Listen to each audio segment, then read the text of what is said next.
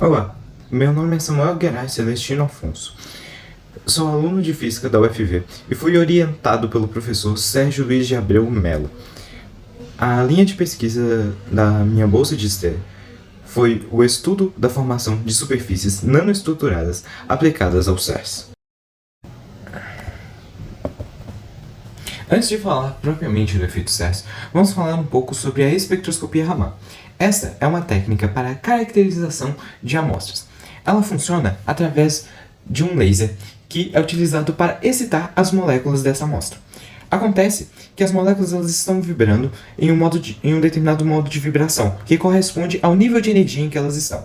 Quando o laser é incidido, elas absorvem os fótons, que fazem elas subirem então de um nível de energia que elas estão para um nível de energia que é maior. No entanto, quando essas moléculas decaem, elas não voltam para o nível de energia inicial, fazendo com que elas emitam fótons que têm frequências diferentes dos absorvidos, gerando assim um determinado tipo de espectro que é característico de cada molécula. Ou seja, o Raman ele é utilizado justamente para conseguirmos diferenciar uma molécula da outra, já que cada molécula vai ter o seu próprio espectro Raman. Falando agora sobre o efeito CERS. Ele é um efeito que amplifica o sinal Raman de uma determinada monocamada. Isso acontece porque as monocamadas elas têm um sinal muito fraco e por isso ele precisa ser amplificado para conseguirmos estudá-lo. Bom, para isso existem dois modelos nos quais nos pautamos para fazer essa amplificação. O primeiro é um modelo químico, onde é realizado vários processos químicos para aumentar então o sinal Raman da nossa monocamada. E o segundo é o modelo eletromagnético, no qual o propósito seria aumentar, então, a intensidade do laser na região onde está sendo realizada a nossa medida Raman.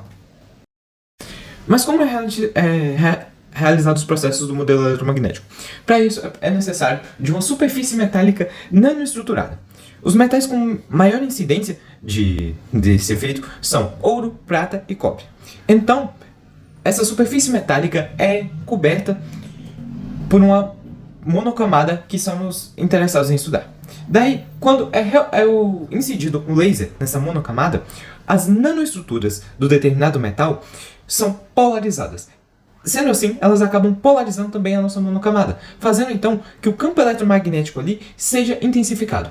Essa reação de polarização entre elas é como se fosse duas antenas, onde uma antena comunica com a outra. Para estudar as nanoestruturas da amostra, foi utilizado o microscópio de força atômica.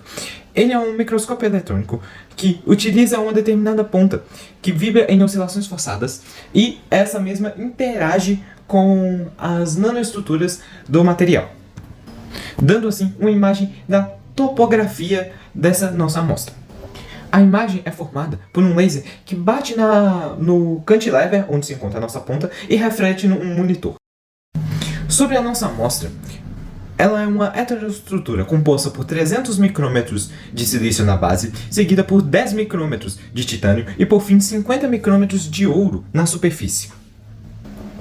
Esta foi então bombardeada com feixes de íons, até que tivéssemos uma superfície nanoestruturada, como mostrado na figura.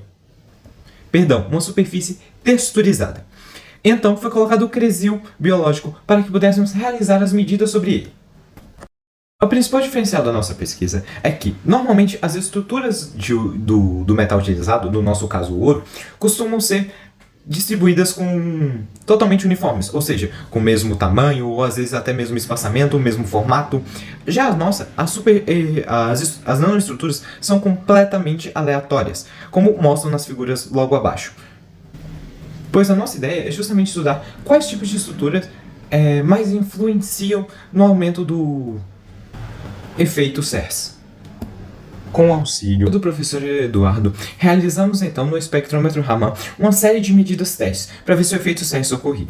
Eu escolhi então uma região onde tivesse uma diversidade interessante de nanoestruturas, para podermos analisar se o CERS ocorria em cada uma delas. Enfim, é possível notar pela imagem ao lado e pela imagem abaixo e pelo gráfico que em alguns pontos o efeito ocorre, como no ponto preto e no ponto rosa, e alguns pontos onde ele ocorre com menor intensidade, como no ponto verde e no ponto vermelho. Mas há alguns pontos onde o efeito não ocorre, como o ponto azul, onde tem uma grande quantidade de ouro, e no ponto azul ciano, onde apenas temos o silício. Também, com o auxílio do professor Eduardo, foi feito um mapeamento de uma área de 80 micrômetros por 80 micrômetros, como mostrado na figura abaixo à esquerda. Cada medida teve um espaçamento de 1,5 micrômetros uma da outra. Como resultado, obtivemos um arquivo com os dados da posição e do espectro Raman de cada ponto. Porém, esse arquivo ficou extremamente grande. Por isso, então, eu fiz um programa com a linguagem Fortran para organizar os dados das linhas horizontais, agrupando cada dado que pertencesse à mesma linha em um único arquivo. Cada linha branca da imagem abaixo à direita representa um arquivo feito. No FM, eu realizei uma série de medidas, na mesma região da qual foi feita o mapa Raman. As medidas tinham uma área de 20 micrômetros por 20 micrômetros e foram analisadas pelo software Gridium, como mostram essas imagens. Note que as regiões mais escuras representam regiões onde a altura seria menor, enquanto as regiões mais claras representam as regiões de altura maior, como é mostrado na escala ao lado. O tipo de análise realizada com o software Gridium foi para saber qual era a altura das nanoestruturas. Para isso, então, foi utilizada uma ferramenta que traçava uma linha horizontal. E nessa linha, e a partir dessa linha era gerado um gráfico, onde o eixo X é a posição de cada ponto dessa linha e o eixo Y é a altura referente a cada ponto. Com as análises que eu realizei, fiz então uma comparação com o Raman nessas mesmas linhas. A partir daí, eu consegui descobrir os lugares onde houve o menor sinal Raman, que está representado por essa linha pontilhada verde, o lugar onde houve um sinal médio do Raman, que está representado por essa linha azul clara, e onde houve o maior sinal Raman, que está representada por essa linha azul escura.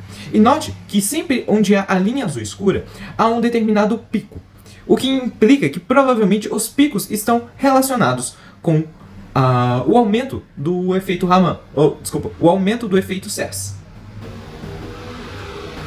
Nessas outras imagens, conseguimos inferir a mesma coisa. Onde há algum pico, normalmente acaba havendo também o maior efeito CES. Há também regiões onde há picos, mas não é onde a gente tem o maior efeito CES. Isso significa que provavelmente esse não é a única característica que influencia, mas é uma das características.